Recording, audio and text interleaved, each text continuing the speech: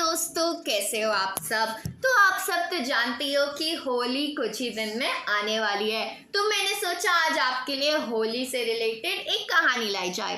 तो आज की कहानी तेनाली रामा की कहानी है, होली उत्सव और महामूर्ख की उपाधि। तो वीडियो अच्छी लगी तो वीडियो को लाइक करना और चैनल को सब्सक्राइब करना। विजयनगर की होली आसपास के कई गांवों में काफी मशहूर थी। इस पर्व को यहाँ बड़ी धूमधाम के साथ मनाया जाता था। खुद महाराज कृष्णदेव राय भी इस मौके पर होने वाले आयोजनों में बढ़ चढ़कर भाग लेते थे।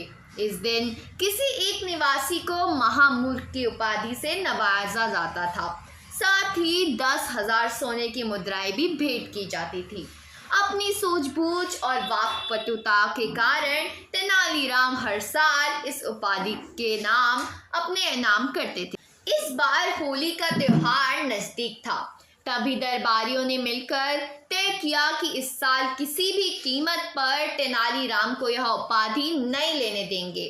दरबारियों ने योजना बनाई कि तेनालीराम को चुपके से भांग पिला देंगे ताकि तेनालीराम होली के उत्सव में हिस्सा ही ना ले सके। होली कार्यक्रम का आयोजन इस साल एक खास बगीचे में हुआ था। वहाँ खूबसूरत सजावट के साथ ही होली खेलने वाले लोगों के लिए रंग, इत्र से तैयार गुलाल और तरह तरह के पकवान रखे गए थे। उत्सव की शुरुआत में महाराज की घोषणा के साथ हुई, जिसमें महाराज ने कहा कि सभी दिल खोलकर खाएं पिए और होली खेलें। साथ ही इस बात का भी ध्यान रखें कि किसी भी दूसरे व्यक्ति को उनसे कोई तकलीफ ना हो। वहीं जितना हो सके अपनी हरकतों से अपनी मूर्खता का प्रमाण दें ताकि वे महामूर्ख की उपाधि हासिल कर सकें। महाराज की घोषणा के बाद सभी होली खेलने में व्यस्त हो गए और खुलकर मौज मस्ती करने लगे। कुछ लोग नाच रहे थे और कुछ लोग रंगों को हवा में उछाल रहे थे। वहीं कुछ ऐसे भी थे जिनका ध्यान होली खेलने पर कम और खाने पीने पर ज्यादा था। इसी बीच जब तेनालीराम का भांग का नशा कुछ कम हुआ तो वह भी होली उत्सव में हिस्सा लेने पहुंच गया। तभी तेनालीराम की नज़र एक पुरोहित पर पड़ी जो मिठाइयाँ खाकर और झोली में ज्यादा भर रहे थे। तेनालीराम कुछ देर तक उन्हें बड़ी ध्यान से देखता रहा। पुरोहित की झोली और दोनों जेबें जब मिठाइयों से भर गई तो तेनालीराम उनके करीब गया। तेनालीराम ने पानी से भरा एक लोटा लिया और पुरोहित की झोली पर जेब में उड़ेल दिया। फिर क्या था, तेनालीराम के ऐसा करने की वजह से पुरोहित जी बहुत नाराज हो गए। वह तेनालीराम पर जोर जोर से चिल्लाने और चीखने लगे। पुरोहित के इस तरह चीखने से सभी उनकी ओर देखने लगे और महाराज की नजर भी उन लोगों पर पड़ी। तब राजा कृष्णदेव उन लोगों के करीब गए और पुरोहित से उनके चिल्लाने की वजह पूछी। तब पुरोहित ने उन्हें बताया कि तेनालीराम ने उनकी जेब और झोली में पानी डाल दिया।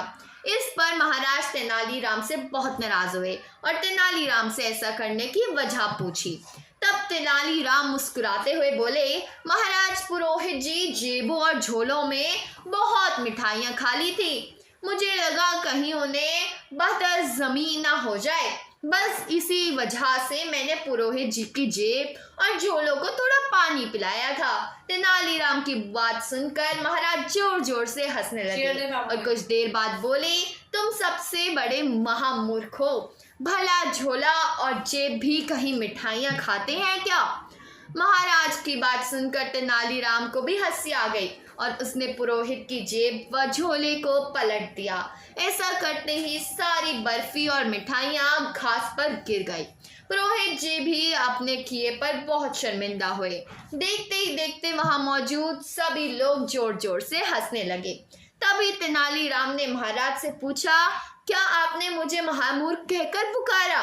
वहीं तेनालीराम ने वहां मौजूद अन्य दरबारियों से भी यह पूछा, क्या आप सबको भी मैं महामूर्ख लगता हूँ? तब सभी ने एक स्वर में कहा, तुमने जो हरकत की है वह महामूर्ख वाली ही है। बस फिर क्या था, हर साल के जैसे ही इस साल भी होली के मौके पर दी जाने वाली महामूर्ख की उपाधि चालाक और चतुर तेनालीराम को ही मिली। साथ ही उसे 10,000 स्वर्ण मुद्राएं भी दी गई। तो कहानी से सीख मिलती है होली उत्सव और महामूर्ख की उपाधि जो कहानी है उससे सीख मिलती है कि विपरीत परिस्थिति में भी यदि व्यक्ति बुद्धि और समझदारी से काम ले तो जीत जरूर हासिल होती है। तो दोस्तों आज की कहानी यही थी। अगर कहानी पसंद आई हो तो वीडियो को लाइक करना, चैनल को सब्सक्राइब करना। तो मिलते हैं अगले वीडियो में। अभी के लिए बाय बाय।